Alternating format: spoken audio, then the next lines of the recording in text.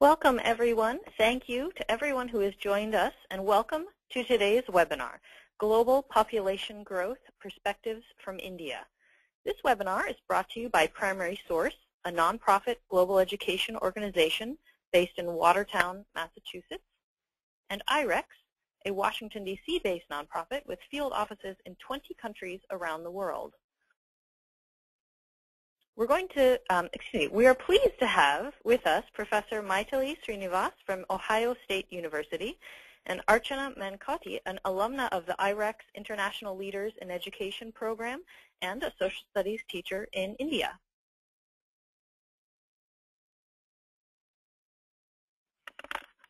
We're going to tell you a little bit more about IREX later on in the webinar when Archana is presenting.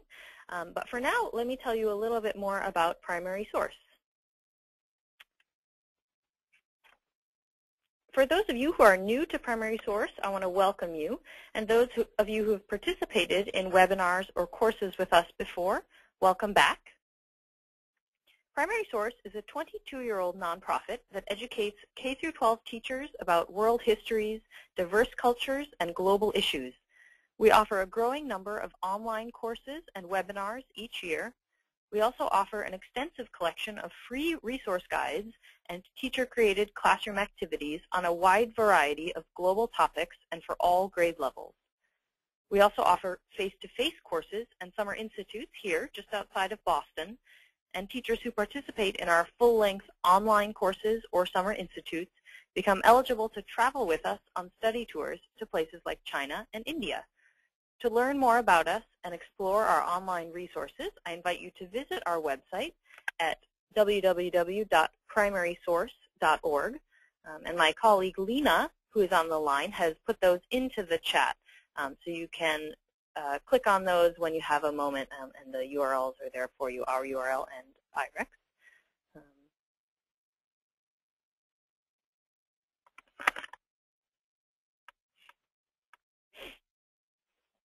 All right. I'm going to now introduce to you my colleague Lena, who will be introducing our first presenter today. Lena? Hi, everyone. My name is Lena, and I'm pleased to introduce to you Professor Mytheli Sreenivas. She is an Associate Professor of History and Women's Gender and Sexuality Studies at Ohio State University. She is a historian by training and is interested in women's history in 19th and 20th century India. Her current research focuses on the cultural and political economy of reproduction.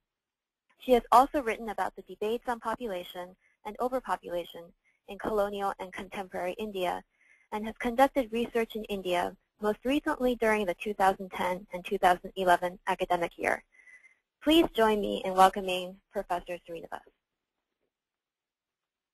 Thanks, Lena. Let me just unmute Professor Sreenivas. There you are. And I will also make her the presenter. Okay. All right, Professor Sreenivas? Yes, I'm here. Okay, go ahead. All right. I just shown my screen, so hopefully you can all see my first slide up there. Yes, thank you. So thanks very much to Primary Source and to IREX for inviting me to talk to you today. I'm really glad to be here.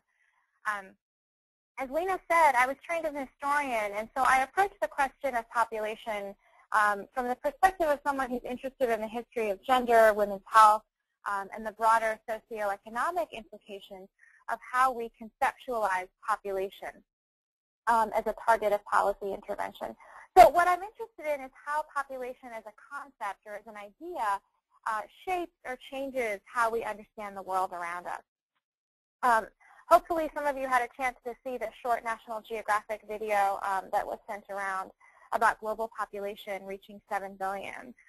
That video gave us lots of numbers about the rate at which population is increasing. What I'd like for my presentation to do today is to give you some historical and contemporary context for understanding these numbers. And so I'm going to talk for about 20 minutes and focus really on 3 themes that I just put up here.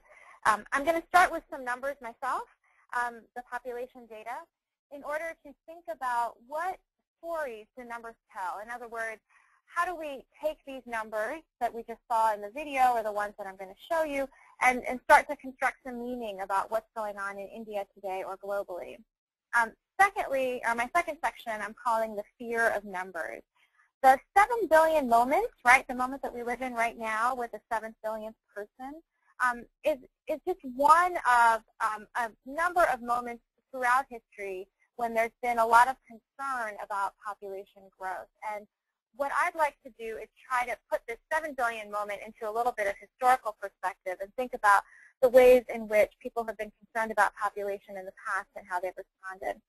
And then finally, in the third part that I'm calling Beyond the Numbers, I want to think about gender, health, technology, and society as important context to help us understand the numbers. So that's what I'm talking about. And I'll begin briefly by looking at world population over time. I think some of you may already be familiar with this, so I'll move pretty quick in the beginning here. This graph shows population growth in the last 500 years and differentiates that by regions of the world. And I think looking at this, we can draw a couple of conclusions. One is that world population has grown substantially in all regions of the world. And globally speaking, the period since 1700 has seen the highest rates, or 1800, I'm sorry, since 1800 has seen the highest rates of growth. We can also see that for a lot of the 19th century, Europe had slightly higher rates of growth than India, and that's usually surprising to people because we're used to thinking about India and China and other parts of Asia having very high rates of growth. But in fact, earlier on, it was European countries. But in much of the 20th century, and especially after 1950, the countries of Asia, Latin America, and to some extent Africa have outpaced European and American demographic growth, and we can see that in the right, the rightmost part of that graph over there. If we look at India specifically, with the two visuals that I have up now, we'll see that population growth that population has risen consistently in the second half of the 20th century in India. I know those numbers on the left-hand side graph are pretty hard to see, but what I wanted you just to get a sense of is that this has been going on over time. This graph is from the 1960s all the way to 2003. But we'll also see on the right side graph that the rate of growth has begun to slow. So in other words, in the 1960s, India's rate of growth was at around 2% annually, but by 2010, we can see that it's now actually below 1.5%, so around 1.4 or a bit less, I believe, at this point. So what this means is that although population continues to increase in India, the country is not facing its highest ever rates of growth, right? That was something that happened in the 60s and 70s. And these rates have slowed substantially over the last couple of decades. And this, by the way, is true for the world as a whole. Although we're having the 7 billionth person right now, that doesn't mean that actually that the rates of growth are particularly high compared to what they were a few decades back in most parts of the world. I'm going to put up this next slide briefly to remind us all that there's no automatic correlation between population growth, consumption, and environmental impact. So I have on the left the chart about per capita carbon dioxide emissions. And we can see there that per capita, India has a relatively low rate. It's lower than the world average, in fact, and substantially lower than the United States. And there's a similar trend for electricity use, which I just took as another example.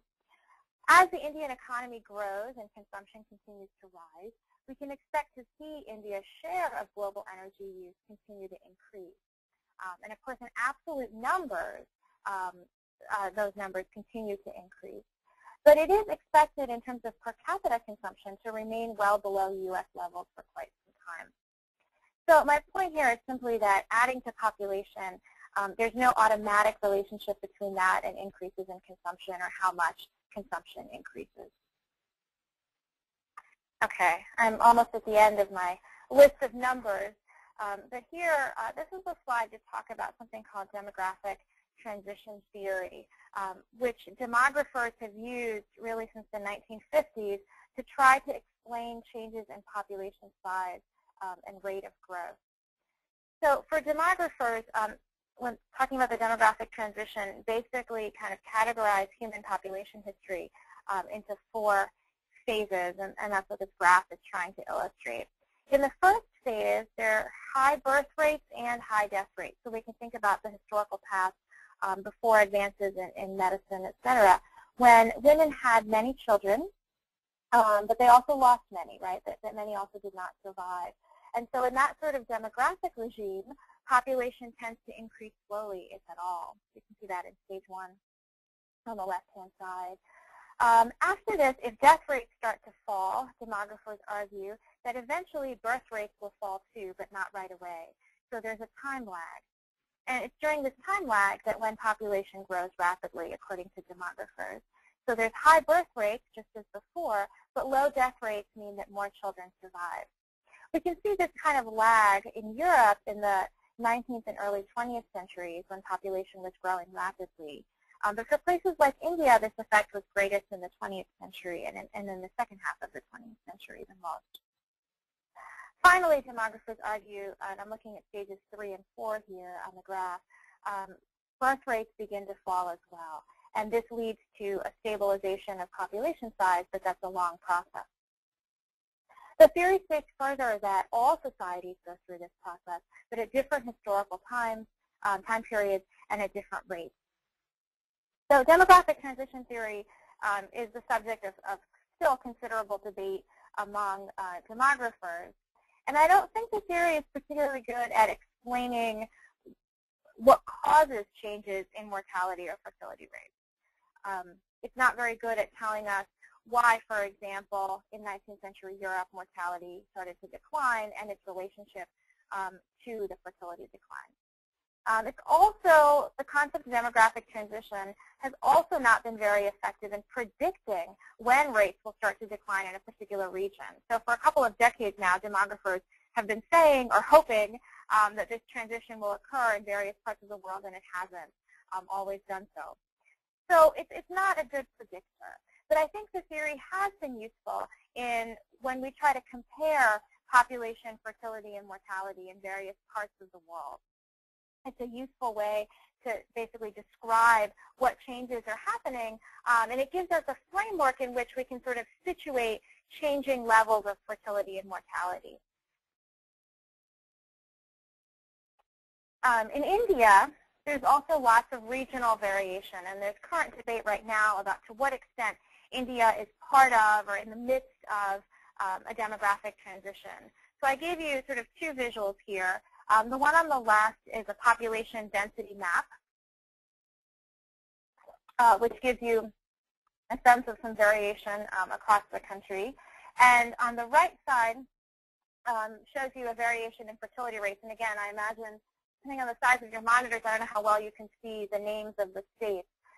But the basic thing to recognize from here is that there is a wide variation in fertility rates, in other words, how many children a woman has. And southern and northeastern India have significantly lower fertility rates than other parts of the country. So as a result, looking at some of this information, demographers would argue that some regions in India have already completed a demographic transition to low mortality and low fertility, and the southwestern state of Kerala is often cited as such a place, or they're very well on their way, whereas other regions have not. So the results, by the way, I mean, we've seen this in the 2011 census in India, is that parts of the country are growing much more rapidly in population than others. So now that we have a little bit of background in the numbers, I'd like to step back and think about population as a concept or as an idea. As I said at the outset, we can't understand the full story just by looking at population numbers. But I think we need to think about the ideas and the assumptions that come with those numbers, or that the numbers carry with them. And so, since I'm a historian, we're going to move back in time a little bit and think about the first modern conception of population can really be traced to 18th century England and to the ideas of the English philosopher Thomas Malthus. In his essay on the principle of population, Malthus argued two basic things. One, he said that population will always overtake resources. In other words, human beings will reproduce more rapidly than the means of subsistence available to them.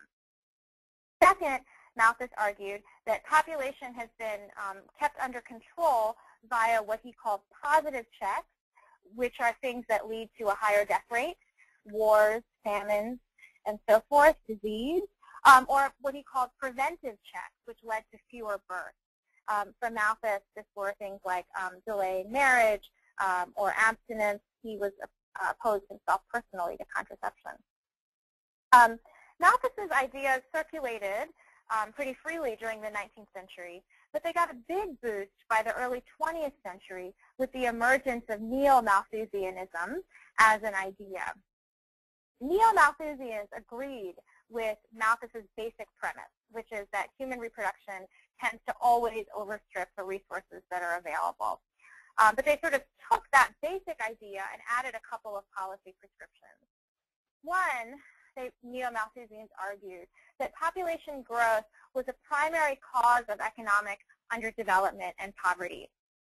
In other words, one reason that people were poor, they would argue, is that there were too many people, right? That overpopulation was a cause of poverty. Secondly, because the population was so closely connected to economic growth, neo-Malthusians argued that programs for population control should be part of economic planning. So I would argue that neo-Malthusianism remains the dominant framework for conceptualizing population in contemporary media and public culture today. So when we're reading news articles, for example, about population, I don't think authors always identify their perspectives as neo-Malthusian or name Malthus. But I do think that these premises, right, both Malthus's original ones and the ways they were sort of restated more recently, form a kind of a foundation or a framework for how we are told about population. And I think this neo-Malthusian frame or framework has contributed to various moments throughout history of panic about population, right? So we have this framework in mind. We see the numbers growing, and we fear for what this may mean for economic development, for social and political change, and for the environment. Historically, there have been a number of such periods of panic about population growth in India. I don't have time to talk about these here, but one part of my research sort of analyzes these moments and tries to put them in context. But without talking about all of those, I thought I'll just share with you one example from a moment of an earlier moment prior to the 7 billion about a global panic about population from the 1960s and 1970s. At that time, from around the mid-60s, India's population was growing rapidly, as we saw in that earlier graph, and the country sort of became a poster child for the supposed problems of unregulated population increase. So the cartoon on the left is an American cartoon. You can see the overpopulated Earth is like a ticking time bomb, and population control programs are the scissors. Hopefully you can see that. And the American government, the British, the medical professionals are sort of using that scissors to cut the fuse on population. The image on the right was produced by the Indian government. And we can see a similar representation in which sort of these teeming masses at the bottom there are overcrowding India. As population overstrips resources, the solution seems to be, you can see that at the bottom, that a small family is a happy family. And through the 1960s and 70s, we can see lots and lots of such images. Both in India and in Western countries, Indian population size was seen to threaten both the country and the world. Now, we know in hindsight that these really dire predictions didn't actually come true. People were talking about massive famines in the 1970s, mass starvation in Asia, Africa, Latin America. And these things didn't actually happen, and we can talk more about that in the Q&A if there's time. But even though, you know, the actual sort of the worst results of supposed overpopulation didn't actually occur, I think the population panic, right? This feeling of concern about rising numbers has continued. I just put up here an image of this famous population clock in New Delhi, which sort of ticks away the numbers by which Indian population is increasing, as an example of how we do continue to talk about population just in terms of the numbers. What I want to think about in the last couple of minutes is whether there are ways of understanding population beyond the panic. And I'm not advocating that we ignore the numbers or the demographic issues entirely. But instead, I want to propose a model that understands the numbers not in isolation, but in relation to issues of gender, technology, and broader social change. And this approach challenges neo-Malthusian views of the relationship between population, poverty, and economic development. I think a good resource for understanding population beyond the panic or beyond the numbers is a book by Betsy Hartman called Reproductive Rights and Wrongs, and I'd recommend that to anyone who wants to read more about some of these issues. Hartman reverses the neo-Malthusian argument about population and economics to argue that population growth is not a cause of poverty, but is sometimes, it's actually its consequence. In other words, people can elect to have many children in conditions where large families are actually rational strategies for survival, right? So when life itself is precarious, for instance, parents may have many children in hopes that at least some may survive to adulthood. We can think of any number of such examples. And these types of conditions prevail in societies with high fertility, and in many cases are due to the overall poverty of the majority of the population.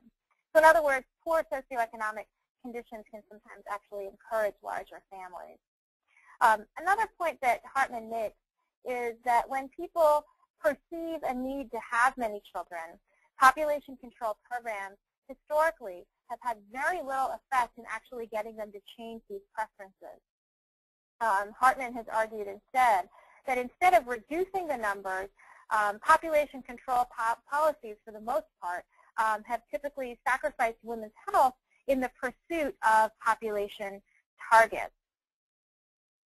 The image on the right, by the way, one is fund population control, is a more recent Indian government slogan. Our time is pretty brief, but we'll take a quick look at this claim in the context of India, right? The population control programs actually haven't been very effective, and they've sometimes been detrimental to women's health. India was the first government in the world to institute state-run population programs, beginning in the late 50s and really getting off the ground in the 60s and 70s. These programs were driven by targets. In other words, the goal was to reduce population growth rates by a particular amount.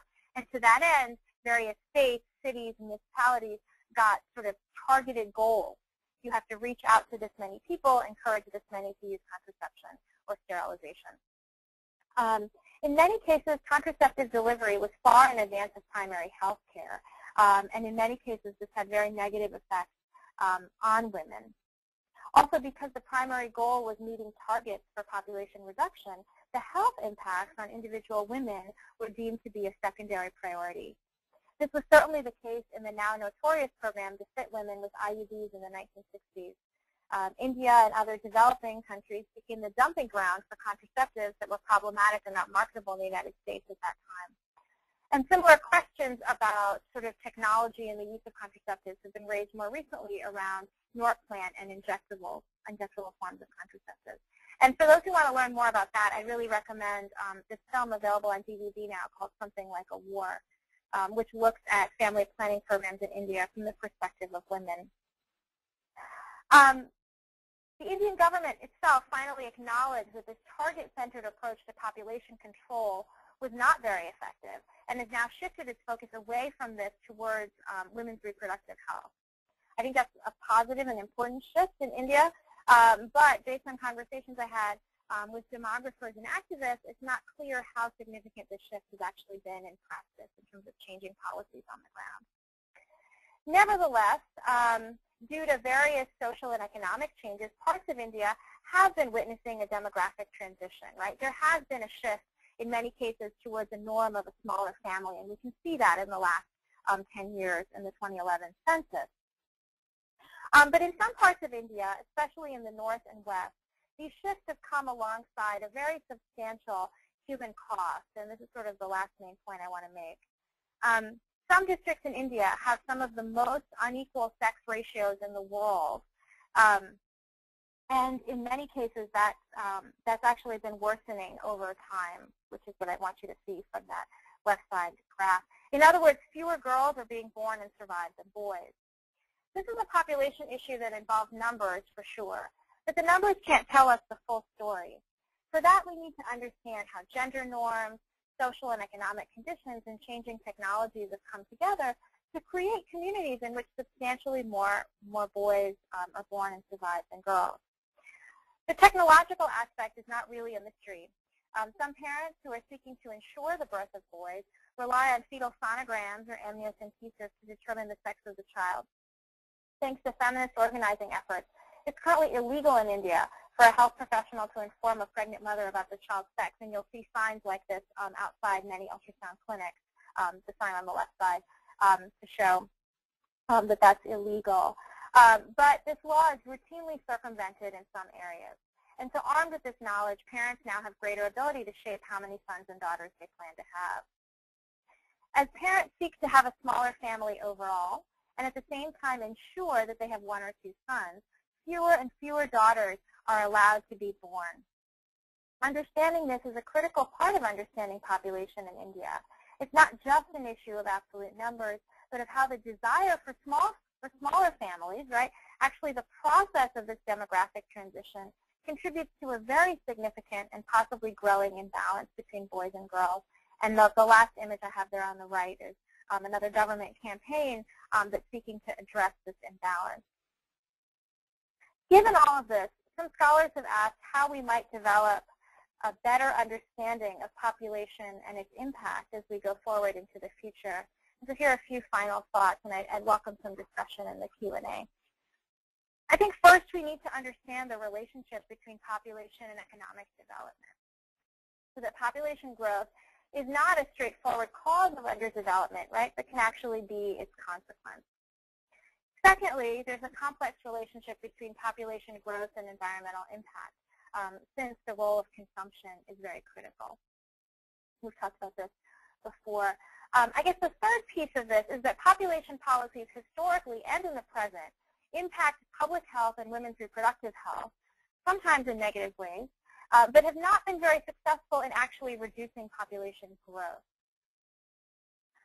And finally, a key issue, a population issue in contemporary India is not just to look at the numbers in the aggregate, but to pay attention to the growing disparity in sex ratios, a consequence, as I said, of these social norms, economic realities, and new technologies. And this, I would argue, is a critical context for understanding what's going on in terms of population in India today. So with that, I guess I'll wrap up and turn it over to our next speaker. Thank you. Thank you so much, Professor Sreenivas. That was very interesting. We're going to hand it over right away to our next presenter.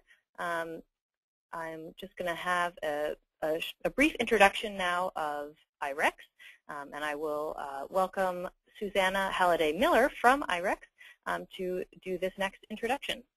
Susanna? Well, good afternoon or good morning or good evening to wherever you are. IREX is really pleased to be here and to be partnering with Primary Source today for this webinar. So far it's been very interesting and enlightening and thought-provoking. I just wanted to tell you briefly about IREX. IREX is an international nonprofit organization, and we really try to work with local individuals and institutions to focus on strengthening quality education, independent media, and civil societies.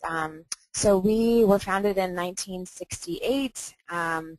We have a portfolio of projects of about $60 million, 500 staff worldwide with 20 field offices all over. We have about 100 staff here in Washington, D.C. And then more directly involved in this, we can go to the next slide, webinar are three programs actually, and they're funded by the Department of State's Bureau of Education and Cultural Affairs and administered by us here at IREX. The International Leaders in Education Program and Teaching Excellence and Achievement Program provide secondary school educators educators from all over opportunities to continue their professional development here in the States by focusing on their subject areas, enhancing teaching skills, and increasing their knowledge while studying here, and then returning home to continue their great work in their home countries. We do have a program also for teachers in the United States. It's called Teachers for Global Classrooms, and it's also a professional development opportunity that helps teachers who want to globalize teaching and learning in their classrooms. So if you want more information about us or any of our programs, we have our website listed. But I wanted to introduce to you today one of our alumni. Archana Mankotia has been teaching geography and English at Daly College, which is a private secondary school in India, for about the past 10 years. And her students range in ages from 14 to 16, and she has an average of about 35 students in each of her classes. Archana is actively involved with social studies activities along with the girls, taking care of the girls of the boarding house where she's the house parent. She has a master's degree in geography and is very fond of dance, music, sports, and traveling. She's also married to an Army officer and has 2 children, both of whom are in college. So that's it from us at IREX, and we want to pass it on to Archana. Thanks so much, Susanna, and I'm going to unmute Archana, and now you can click OK, Archana, when you want to show your screen. Hello? Hi. Can you hear me? Yes. Hi. Should I begin? Yes, if you could just click Show My Screen, it should pop up. Okay, just a minute. Can you see my presentation? Not yet.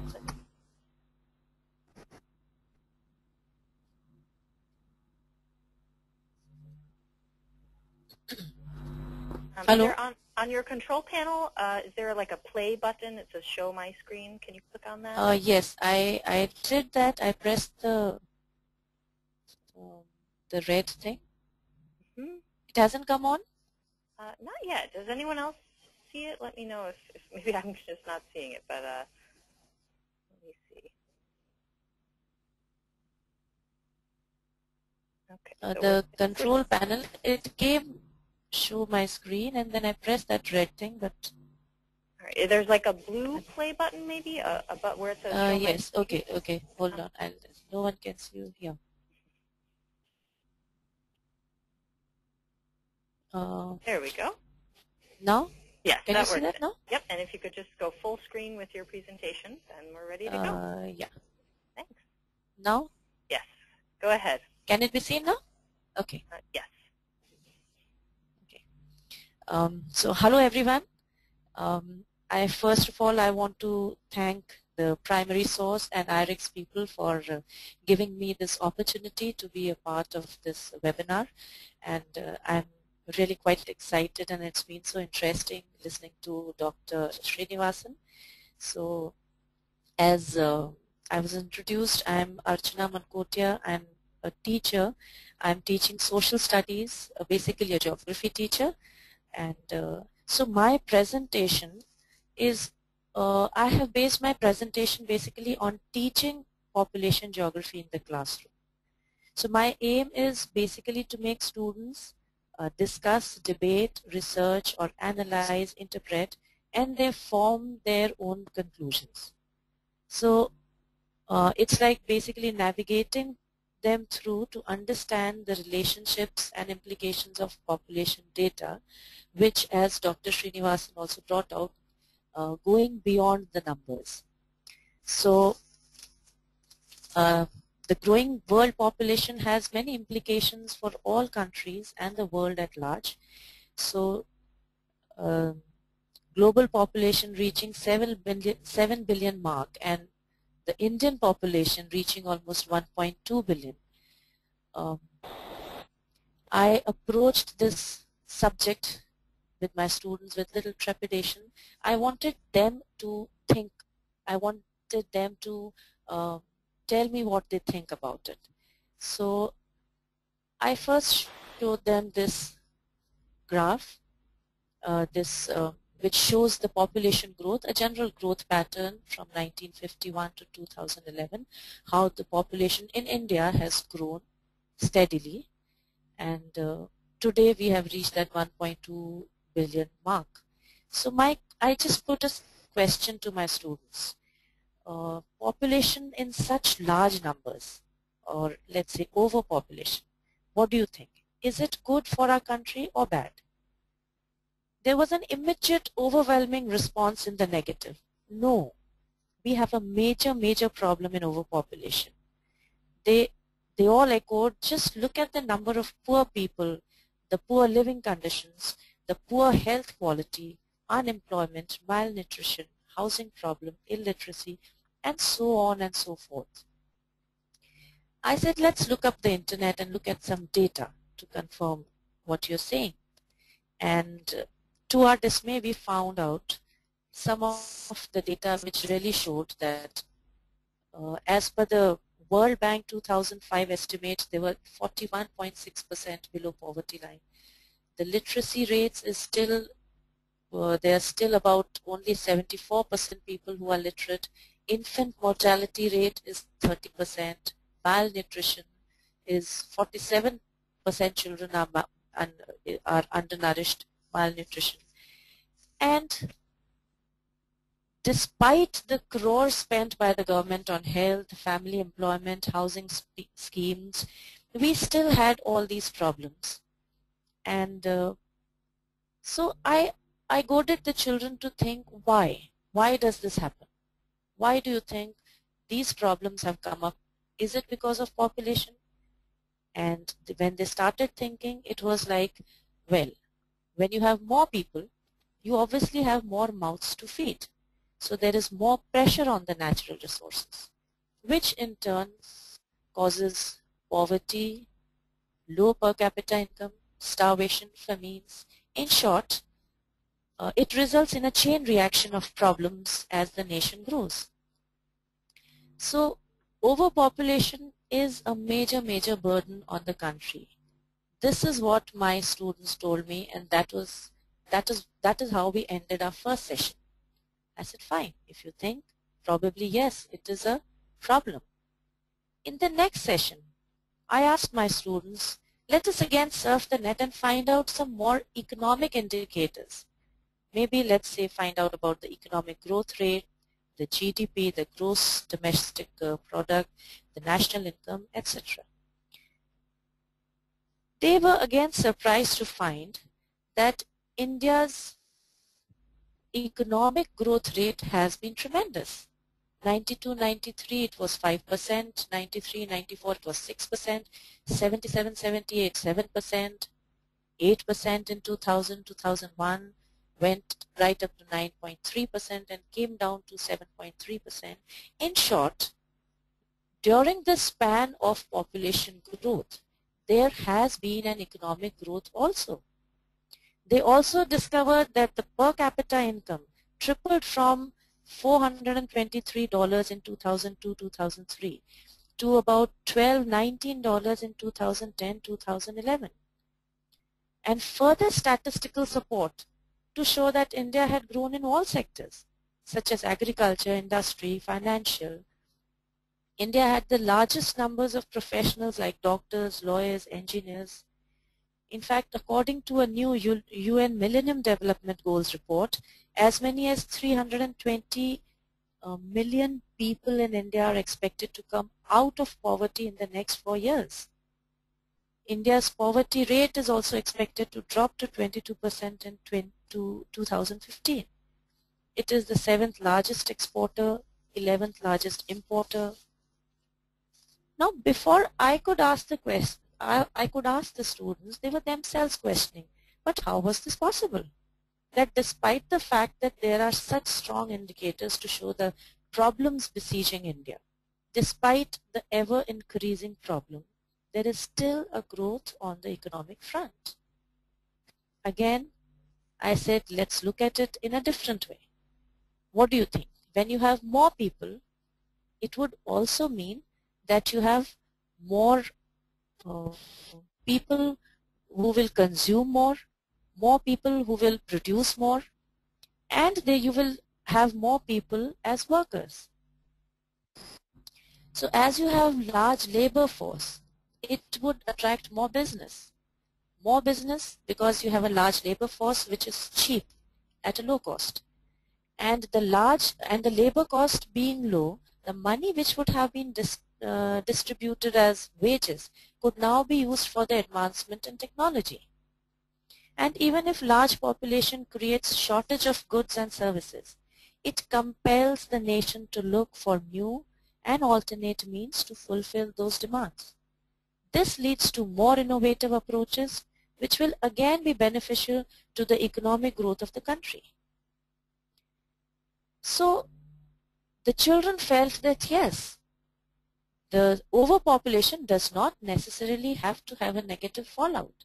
It also has its advantages. So while the question still remained debatable, population, a boon or bane, my students were now beginning to see the other side. There were clearly two schools of thought. Now, since my students at this point got more curious to know further, I introduced the demographic transition model. Like Dr. Sreenivas already spoke about it, it has 4 stages through which generally a nation's population grows. And I explained those 3 stages, and I asked the students, what do you think India is in which stage? They were able to understand that yes, probably India is in the 3rd stage, where the death rate has come down and birth rate is slowing down. Now I gave the students some food for thought. Does this stage of growth reflect anything about the age profile of the country? And we started analyzing that if we have crossed the 2nd stage, which was a high birth rate, that means it ensured a large number of children. This further means that now that we are in the next phase, all those children having grown up, we now have a large young population. On looking up the statistics, the children found that about 56.9% of our population is between 15 to 59 years of age, which means almost 57% is in the working age group, which in turn translates into economic growth. So this high population growth has resulted in a large percentage of population entering the economically active group, which to a certain extent explains the economic growth of the country. To further drive home the point about age profile and its impact, I thought it befitting at this juncture to compare the 2 population giants of the world, that is India and China. Before 1980, India's per capita income was 66% higher than China. But by early 1990, China overtook India, and in 2008, the per capita income in China was double. Now, if we look at the demography, both the countries had been experiencing a high population growth. Both realized the need to control this population growth at an early stage, and both introduced family control and planning measures early. But while the stringent one-child norm in communist China brought the population under control, family planning measures in India were ineffective and slow, as already discussed by Dr. Sreenivas. As a result, the working age group in China experienced a fast growth compared to the non-working age group, which led to a fast economic growth. At that same time, growth of this age group in India was slow, which of course later was to become its advantage. So China's working age population peaked in 2010 at 73% compared to India's at 65%. While China's working age population is beginning to decline, India's continues to rise. China's population is aging rapidly. The transition to an aging population is rather abrupt, which may be a constraint for economic growth and may also result in serious gender imbalance. On the other hand, an increasing percentage of India's population will consist of working age people through 2030, giving India a demographic advantage. So while China is in an advantageous position today, the shifting demographies will be beneficial to India in the long run. In fact, according to a study, India, which will take over China in the next decade or so, will add approximately 9 million each year to its labor force, while China will add none. So thus, my debate with my students still continues. Population, a boon or bane? Is it a blessing in disguise for India? But my aim was achieved. I could get them to look and interpret beyond numbers. And it does not surprise them now that the chapter on population in our textbook is actually titled Human Resource. So population can actually be a resource. It all depends how we use that resource and how we give the kind of opportunities that we give to that population. Because as Mahatma Gandhi said, we have enough for man's need, but not for man's greed.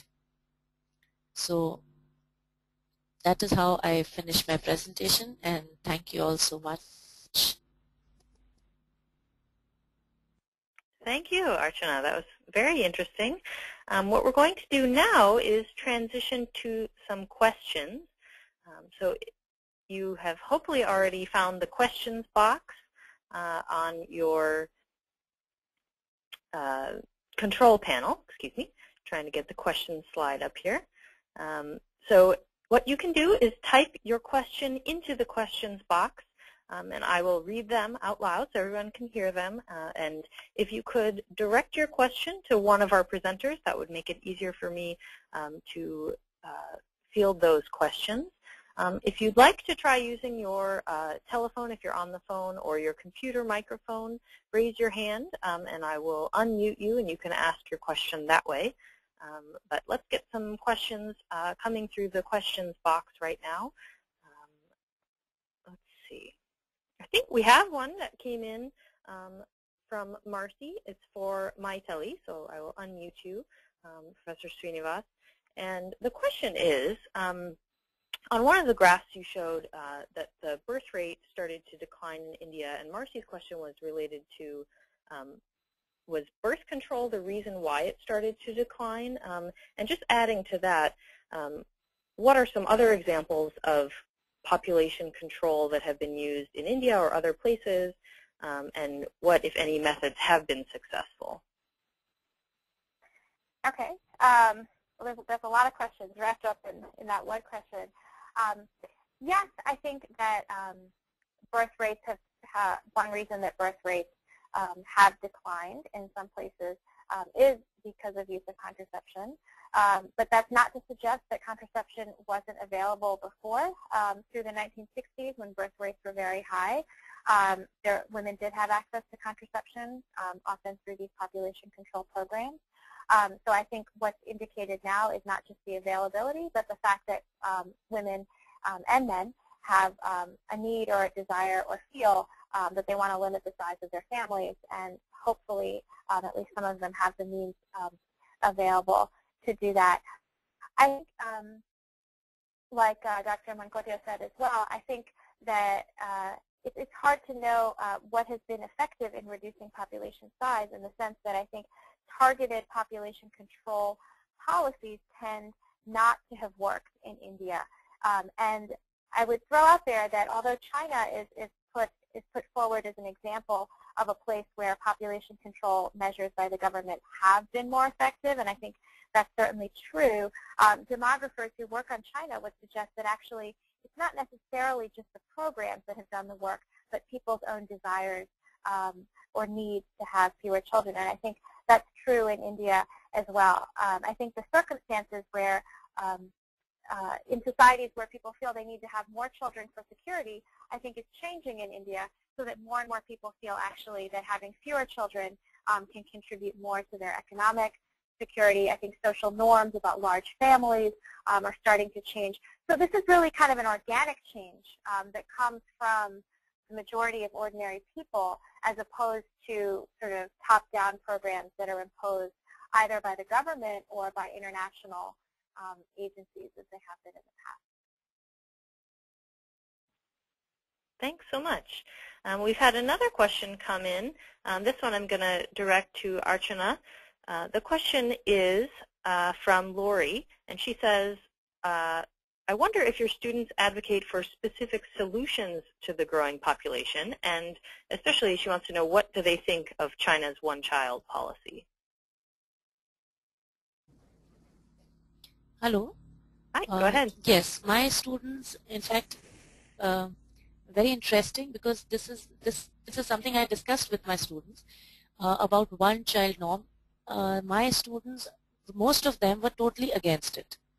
Surprisingly, they felt, maybe because we come from larger families and we are used to having children and families, many children, they were of the opinion that it is not the one-child norm which should be implemented, but it should be a lot of emphasis on education, educating the child, educating the girl child, and the girl child getting the right to decide.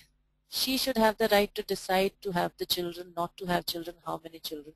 And so their main solution to all the problems was education. Thank you. Thank you.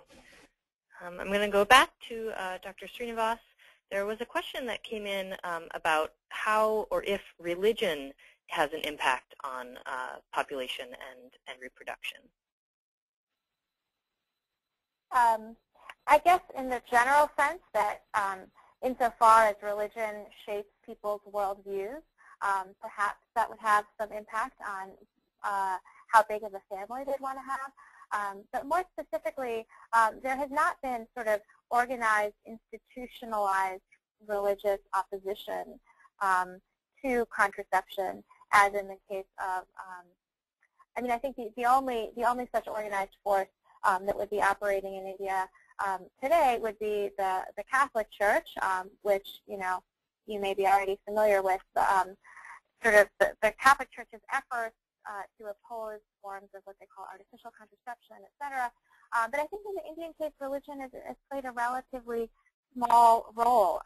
There are a variety of religious scholars who have offered various opinions on this issue, but there's no sort of organized force opposed to contraception as we see in more Catholic countries or in parts of Latin America, for instance. Thanks. And another question for you, Professor Sreenivas. To what extent has population growth affected women's literacy in India? Do you know that? Well, women's literacy in India has been, I have to say, sadly and abysmally low. Dr. Mankotia put up a couple of slides. I think one of them has some literacy rates on it as well. That's been true for a long time, through the 19th century and on into the 20th. On the positive front, however, literacy rates have been rising over time. I don't have all the figures in front of me, so I can't give you the exact numbers. But they have been increasing at the same time that population has been increasing. So to go back to one of the points that Dr. Mankotia, the Archana, was making earlier, I think some of these human development indicators, like literacy, have improved at the same time that population has been improving. Thanks. And let's go back over to Archana. One question from Ivana was, are there other countries that have similar situations with poverty and growth of population? I was just wondering if you mentioned that you use China as a comparative study. Are there any other countries that you've introduced in this topic with your students?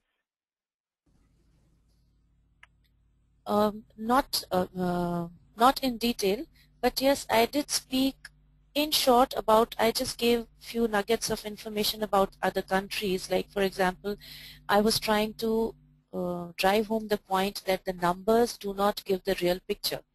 So like small population in advanced economies does not necessarily mean that every country has to be advanced, because like the European countries, because there are many African countries which have less population but are still backward and poor. Japan and Bangladesh both have highest density of population. But where Japan invested in human resources, Bangladesh could not do so. So these few examples I gave to make them understand that the numbers don't give the real picture. I also told them about Europe. Europe is today the oldest region in the world. And it has, I think, almost 20% of the population is above the age of 60 and likely to go up to 35% by 2050. So a few examples here and there I gave to tell them to look beyond numbers and understand population in more deeper aspects. Thank you. Great. And one more follow-up for you, Archana, comes from Saul. And his question is, are Indians in general concerned about population growth? And sort of following up on that, are your students still as concerned as they were when you started the unit?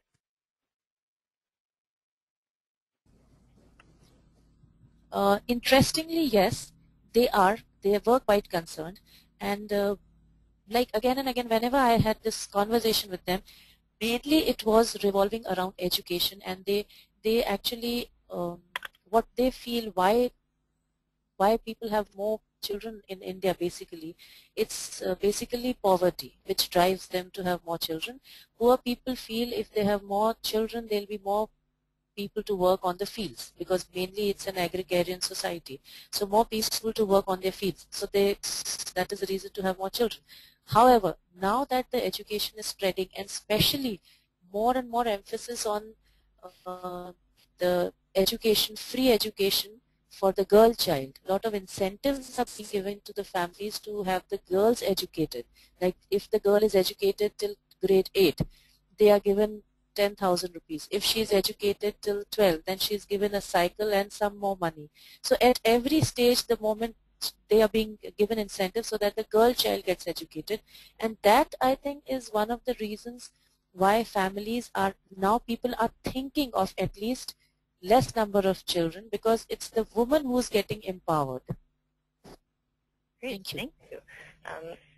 Archana, if you have any final thoughts, we are out of time now for questions. I apologize for those I didn't get to, but Archana, if you want to wrap up, and then I'll hand it over to Professor Sreenivas one more time, and then we'll wrap up.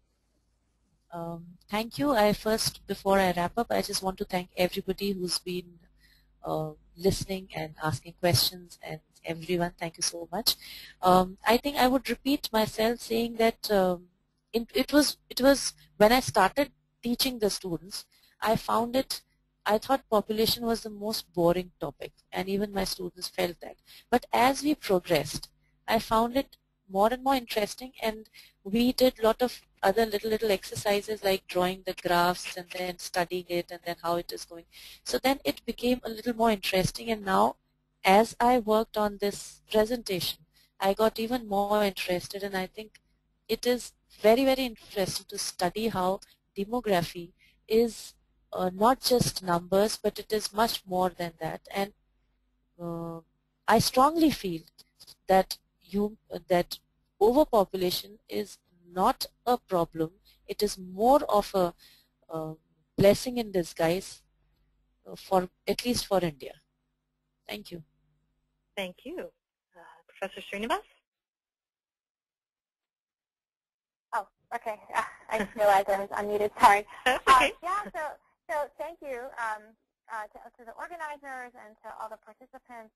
This was really great for me to try to encapsulate some of the research questions I've been working on into a smaller nugget of 20 minutes. And it was really great. I think, I guess my last thought would be just to think about, at least in the United States, we're we're getting a lot of information lately about the 7 billion, and a lot of that just hasn't been put into context. And so I think it's useful for us to think about, there's no straightforward conclusion that comes from the fact that there are now 7 billion people on this planet, but that I think instead it sort of raises some questions about what directions the future might hold. So I'll wrap up with that. Thanks again.